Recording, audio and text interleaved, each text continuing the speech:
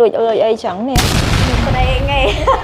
មុនដំបូងអត់មានគំនិតថាប្រេងគាត់ទេអ្នកនរគ្នាគឺខ្ញុំចង់មកសប្រายគាត់ទេតែមានណាម្ដងម្ចាស់ហាងសប្រายខ្ញុំវិញចាំឡើងយូរហ្មងម្ចាស់ហាងអត់នៅឥឡូវពងស៊ីស៊ូមួយបុគ្គលិកហាងគាត់ផ្ទាល់ហ្មងខ្ញុំនឹងធ្វើជាដាក់កាបូបនៅលើតុចោលឲ្យចំប្លង់កាមេរ៉ាចាប់បានហើយខ្ញុំប្រាប់គាត់ថាតិចទៀតខ្ញុំនឹងដើរចេញពីកាបូបហ្នឹងឲ្យគាត់លូកដៃមកលួចលុយនៅក្នុងកាបូបខ្ញុំ$100ទៅដើម្បីឲ្យវាជាប់ប្លង់ហ្នឹងក្នុងកាមេរ៉ាសុវត្ថិភាពនៅពេលដែលម្ចាស់ហាងមកដល់មើលឃើញថាអូបុគ្គលិកគាត់ពិតជាលួចលុយពីក្នុងកាបូបខ្ញុំមែនឥឡូវខ្ញុំចាប់ផ្ដើមទុកកាបូបចោលហើយណាធ្វើជាដើមមើលអវ៉ាន់អីចឹងទៅនេះសរោបឺជាតិពុលគាត់មានលក់ក្នុងហាងគាត់ដែរអញ្ចឹងអ្នកដែលគាត់ចង់ទិញសរោបឺជាតិពុលទាំងរាយទាំងបោះដុំអាចតាក់ទងអូនស្រីពេជ្របានណាព្រោះអីគាត់គឺជាមេស្តុកធំប្រចាំក្រុមហ៊ុនយើងតែម្ដងសំខាន់ចិត្តចូលឆ្នាំខ្មែរណាសុបាយខ្លាំងណាស់មិនដឹងទឹកអីខ្លះទេចាស់មកលើមុខយើងហ្នឹងហើយបើនិយាយពីម្សៅវិញគ្រប់ម៉ាក់គ្រប់ម៉ូតប៉ាតពេញមុខហើយណាគេខ្លះមានប្រវត្តិសុបាយអចូលឆ្នាំខ្មែរ3ថ្ងៃឯងមកពីចូលឆ្នាំខ្មែរវិញមុខហូរកើតមុនកត្រឹសមួយឆ្នាំហ្មងតែបាត់ទៅវិញ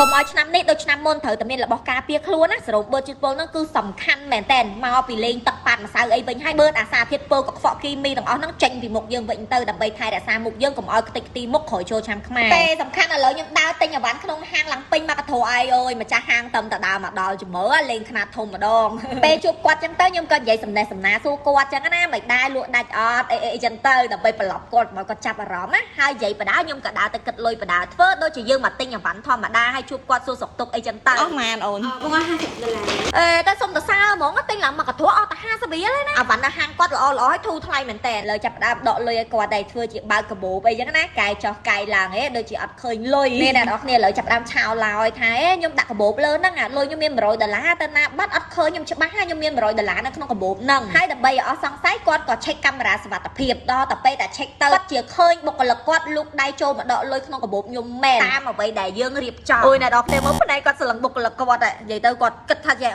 មិនបានហ៊ានម៉េះហើយគ្នាខ្ញុំធ្វើតែឆែកខ្លួនគាត់ស្រាប់តែបានលុយ$100មែនអូយអ្នកនរគ្នាគាត់ឡើងខឹងឆេវហ្មងមិនធ្វើចឹងអូន